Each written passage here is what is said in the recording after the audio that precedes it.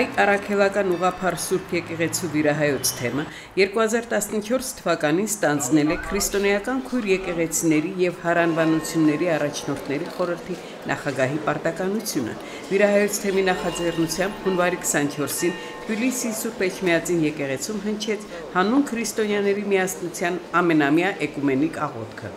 Վազգեն առաջինի մեծ ջանքերի շնորհիվ Հայ առաքելական Սուրբ Եկեղեցին դարավ էկումենիկ շարժման մի մաս եւ համաշխարհային խորհրդի անդամ։ Եվ տարիներ առաջ Թբիլիսիում կարծես վերածնված այս սովորությունը կամ նորեն դրված այս սովորությունը, երբ հունվար ամսի վերջին օրերին բոլոր քրիստոնյա եկեղեցիները, իդեմս կաթոլիկ եկեղեցու, բապտիստական եւ բապտիստ եւ լութերական եկեղեցիների ներկայացուցիչները հավաքվում են տարին մի անգամ այս եկեղեցիներից մեկում եւ ընդհանրական աղոթք են անում։ Էկումենիկ շարժման ժամանակ գրվում է մի աղոթք, որը ընթերցվում է բոլոր երկրներում, այսինքն տարբեր լեզուների թարգմանվում եւ ընթերցում։ Սակայն այս տարի Սրբազանի առաջարկությամբ ընդունվեց մի նոր ձև, չեմ ասում մշտական, բայց այս անգամ այսպես արվեց, որպեսզի ամեն եկեղեցին իր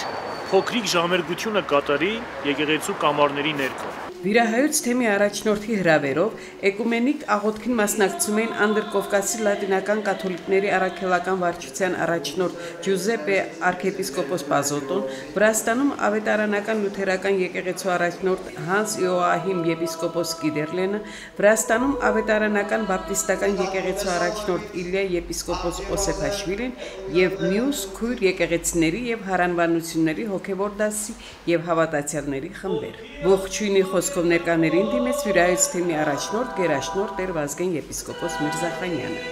Մեր եկեղեցու հիմնադիր Հիսուսի երկու առաքյալներ Թադեոսի եւ Բարտոլոմեոսի հիմնադրման օրերից ի վեր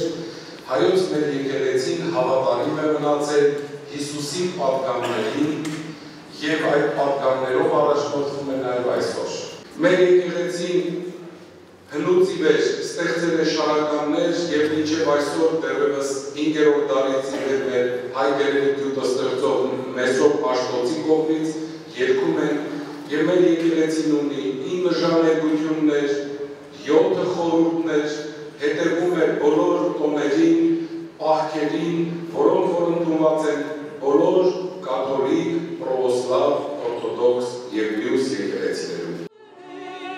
Էկումենիկ աղոթքին մասնակից քույր եկեղեցիներ հանդես եկան ներման, ապաշխարության եւ գթության աղոթքներով։ Ու թեև տարբեր էր մասնակից եկեղեցիների մշակույթն ու լեզուն, նույնն էր բոլոր աղոթքներում հնչած քրիստոնյաների միասնության աղոթք կարգախոսը, ինչպես անհնար է Քրիստոսին մասնատել, այնպես էլ անհնար է քրիստոնյաներին բաժանել։ Ես ուրախ եմ, որ մենք տարբեր եկեղեցիների առաջնորդներս մեր հոտերի հետ միասին հավաքվում եւ աղոթում ենք։ Եվ այդ աղոթքը բխում է բոլորի սրտերից։ Այսօր իսկապես լավ օր էր բոլոր քրիստոնյա հավատացյալների համար։ Էկումենիկ աղոթքը որպես տարբեր դավանանքների հավատացյալների միջև միասնության ամրապնդման միջոց բարձր գնահատեցին միասնական աղոթքին ներկա պետական պաշտոնյաները